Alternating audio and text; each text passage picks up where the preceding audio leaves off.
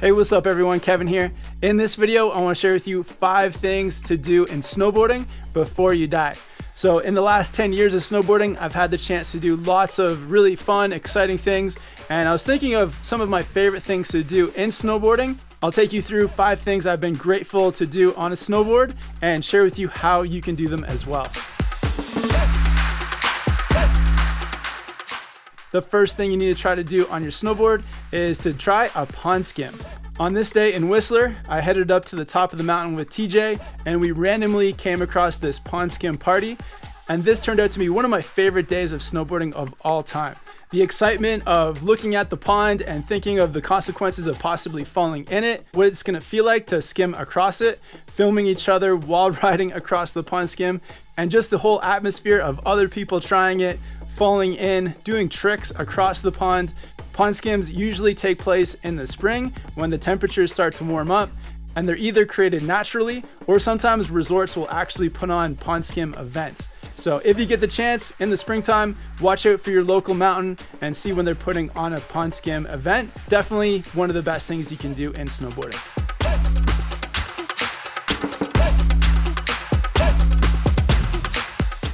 The next thing you need to try in snowboarding is summiting a mountain.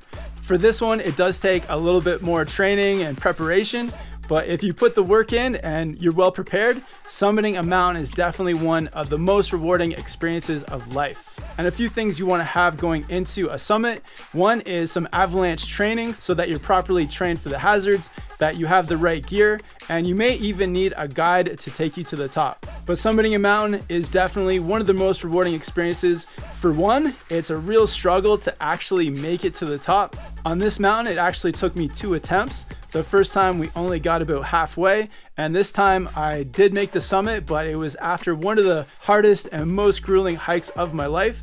And then the feeling of being on top of the mountain, you're having so many mixed emotions, from being excited for making it to being a bit scared because you're on top of this giant mountain and still have to get down. And just the whole thing is pretty overwhelming. I also had the chance to summit another mountain, this time in Chile, and it was another just incredible experience, a day I'll never forget, and one of the best rides down I've ever had as well.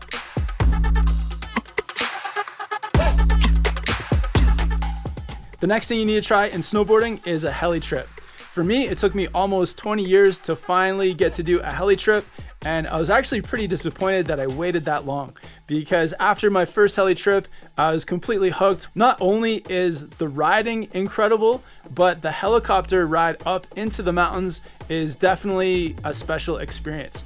And if you can do it with a good group of friends, that's just the icing on the cake as well.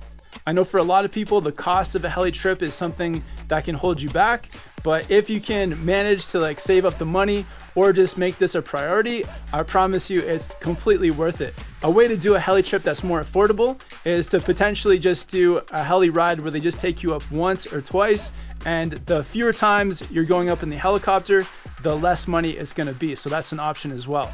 I recommend doing a heli trip later in the season. You're gonna find that in February or March, that's when more of the Alpine is filled in. And if you can do it on a sunny day, that is just gonna take it to the next level because you'll get to see all the views. A sunny powder day, you can't ask for anything more. But a heli trip on your snowboard, one of the best things you can do.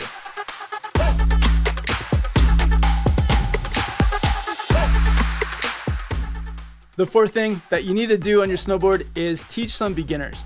For me, teaching is really what got me hooked on snowboarding. I always loved going up the mountain and riding, but it wasn't until that I got my first job as a snowboard instructor that I truly just got addicted and fell in love with snowboarding. And it's that feeling of sharing snowboarding with somebody else, seeing someone make their first turn or learn how to do their first stop. And it's a way too that you're building community, adding more people into snowboarding. Teaching someone to snowboard is also very rewarding because you're also learning a new skill in communicating with, taking someone through the steps, and also with just being patient with someone. So all the skills that you develop as being a teacher can be really rewarding as well. So if you can, take a day, teach people how to snowboard.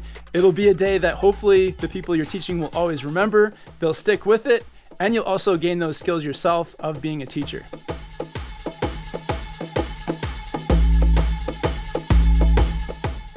The final thing that you need to try in snowboarding is to do a summer snowboard trip. Snowboarding in the summer is definitely a unique experience. It's warm out, you may be wearing a t-shirt, and just the whole vibe on the mountain is completely different. I feel like everyone just feels like it's something special, and you're just very lucky to be doing it. One of my favorite places to do summer snowboarding is in Mount Hood in Oregon. They have an incredible mountain with a terrain park, and my favorite day is actually on the day of the summer solstice. They have a party up on the top of the mountain, so a really special place to visit. The other place you can do summer snowboarding is if you get the chance to travel to the southern hemisphere. So I've had the chance to go to Chile and New Zealand, and it's definitely a special feeling getting onto a plane in summer and arriving somewhere where it's winter. The benefit of getting some time on your snowboard in the summer is that you get to keep all your snowboard skills fresh, and it also breaks up that long gap that you can have not being able to snowboard all summer long. So check out Mount Hood in Oregon. They do awesome camps up there, or go down south to Chile or New Zealand. Really special places to do summer snowboarding.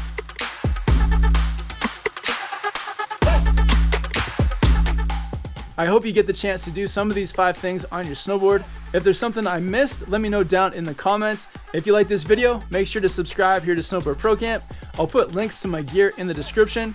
Have fun with your snowboarding, and I'll see you in the next video.